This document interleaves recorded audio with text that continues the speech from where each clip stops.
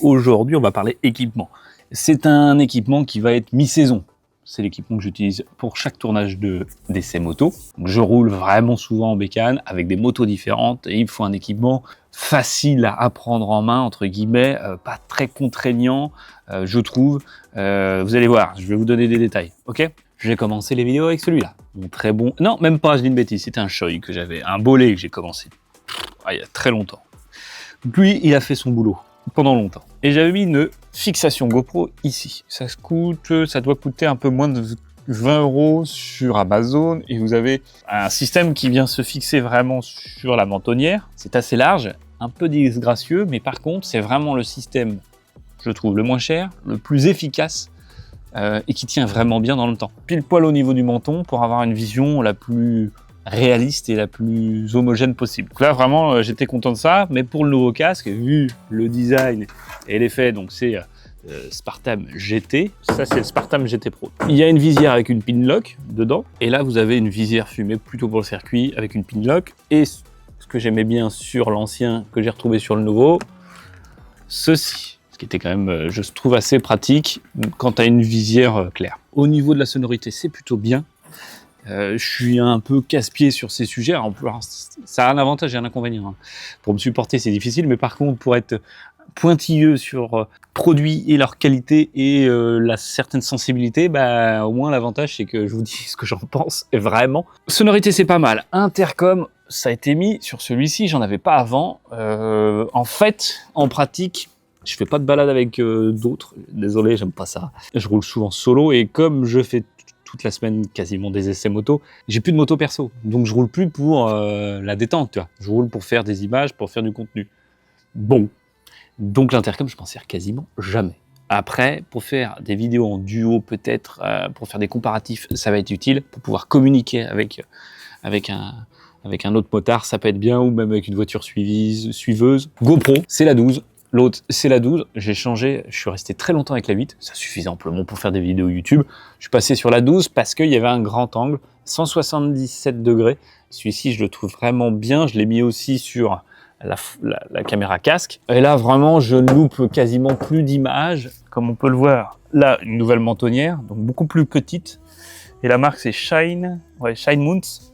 C'est des Américains, j'ai pris un peu de douane, je pense que la pièce au total m'a coûté 50 balles, donc plus cher quand même que celle-ci. Par contre, le design est top et c'est très très très minimaliste. Donc ça prend pas trop de place, ça t'empêche pas de pouvoir avoir accès, pas 100 balles, quand même pas 100 balles, hein. Non, c'est un peu galère.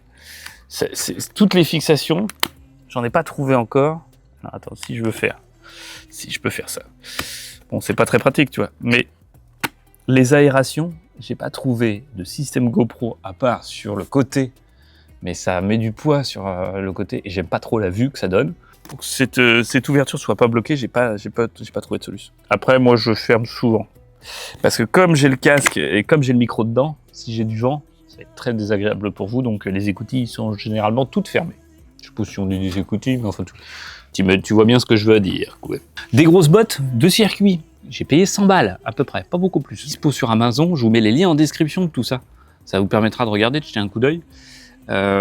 Pourquoi j'ai pris celle-ci? Parce que je vais faire une seule fois du circuit, que ça se trouve pas à la loc. Donc par contre, petite astuce, ça se trouve à la loc, la combi intégrale avec la dorsale. Ça me coûte 50 € la journée et 500 € de caution. Ça c'est plutôt un gros point fort, je trouve. C'est plutôt bien pour pouvoir faire une initiation. Et la licence pour la journée, j'ai payé avec une bonne sécu 45 balles. Des chaussures. Celles-ci, je les ai eues pendant 3 ans. La marque, c'est Shima. Je pense que ça se dit comme ça.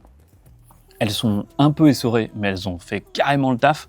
Gros point fort, c'est la fermeture éclair sur le côté. Je trouvais aussi qu'elles étaient esthétiques avant qu'elles soient essorées comme ça. Et encore, je les ai portées longtemps. Et que tu peux sortir de ta bécane et tu peux marcher en ville sans problème. Franchement, ça reste confortable, tu vois. Quand je vais me balader, machin, truc, sortie de tournage, j'ai pas besoin de changer de pompe. Ça, c'est plutôt cool et ça me plaît bien. Ça, évidemment, tu fais moins autre chose qu'avec des bottes. Mais pour la sécurité sur circuit, c'est indispensable d'avoir des bottes montantes circuit, des gants longs exprès. 35, ça. Alors après, 35 €, oui, c'était pas cher. Je vais aller voir en concession ce que ça donne parce que est-ce qu'il y a des choses plus souples? Là, c'est vraiment pas souple du tout et j'ai peur réellement que ça va me casser les bonbons tu vois, et que j'aurai pas du tout souplesse, pas assez de souplesse, et que ça va pas me plaire. Je suis presque convaincu que ça va pas être bon. Et que je vais pas avoir le temps de les assouplir d'ici mercredi prochain. Donc demain, j'irai dans une petite concession partenaire Atlantic Moto, voilà, pour aller les voir et voir ce qu'ils ont chez Daffy. 15 points de remise d'ailleurs chez eux, avec le code ATP. T'habites Nantes, tu peux faire 20 minutes de bagnole pour la Savenay et t'as 15% de remise. Bon, à voir si au prix de l'essence, c'est intéressant. Ça, c'est toi qui fais tes calculs. Et donc, j'ai pris celle-ci, les mêmes que les Shima que j'avais, mais en noir, et je les trouve plus sympas presque. Et peut-être qu'ils s'amélioreront un petit peu moins. J'ai pris ça parce qu'en fait, pendant 3 ans, j'ai jamais été embêté. C'est vraiment bien au niveau du confort. C'est facile à enfiler. C'est vraiment les Furigan des mi-saison, ils s'appellent ça. Et c'est vraiment super. J'en suis très très content. Et je les utilise même, pour te dire, je les utilise en vélo. Ça, j'avais acheté ça aussi. Et là, c'est du 5. Et ça, c'est pour le coup beaucoup moins bien. Alors, c'est bien parce que l'air passe vachement. C'est coquet, hein, tout ça, c'est homologué. Mais le grip, le cuir est glissant.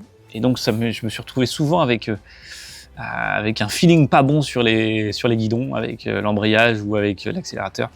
Ça, je vous le conseille pas. Je vous mets tous les liens en description. Tout ce que je vous conseille pas, je vous le mets pas. Mais pour tous les produits dont je suis satisfait, je vous les mets. Et un jean. Un jean, vraiment un jean. Donc ça, c'est Route 66. Je vous mets le lien en description. Tu as des catégories A, etc., etc. Donc là, on a des protections ici. C'est anti-brûlure. Protection aussi devant, au niveau des genoux. Et les petites attaches pour pouvoir le faire tenir à ta cheville, enfin à ton pied, quoi. Ok. Celui-là, il est confort. J'en ai un autre qui est un petit peu plus chaud pour l'hiver. Et si, quand il caille vraiment, j'ai une petite technique qui n'est pas très esthétique, mais qui fonctionne très bien. Je vous l'ai déjà dit, je crois, lors des essais. Un petit pantalon de pluie que tu trouves chez Decat à 20 balles, ou 25 balles. Petit pantalon de pluie, c'est un coupe-vent exceptionnel et c'est ultra efficace. Et ça fonctionne super bien. Ça, je vous le conseille. Évidemment, c'est pas beau, mais bon, c'est pas grave, tu l'enlèves, tu le défais, t'arrives à ton rendez-vous, c'est bon, t'es nif. Et l'avantage, c'est que t'as pas eu froid du tout pendant tout le trajet. Sinon, c'est les collants sous le pantalon, c'est un peu plus casse-pied quand tu vas bosser. Parce que pour le coup, t'as chaud. Et une veste. Alors, j'ai un cuir, je vous l'ai pas sorti d'ailleurs, je vais aller le chercher.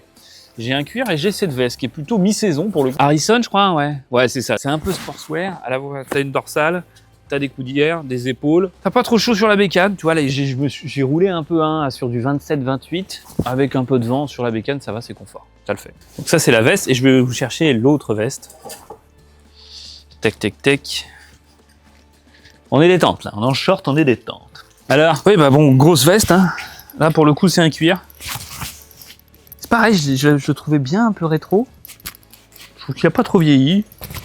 C'est sympa, pareil, j'avais trouvé un petit lien, je vous mets ça en description. Écoute, ça fait le boulot. C'est vrai que par les temps qui courent là, c'est très chaud. C'est un peu chaud. Mais niveau sécu, c'est top. D'accord ? Pensez à l'équipement.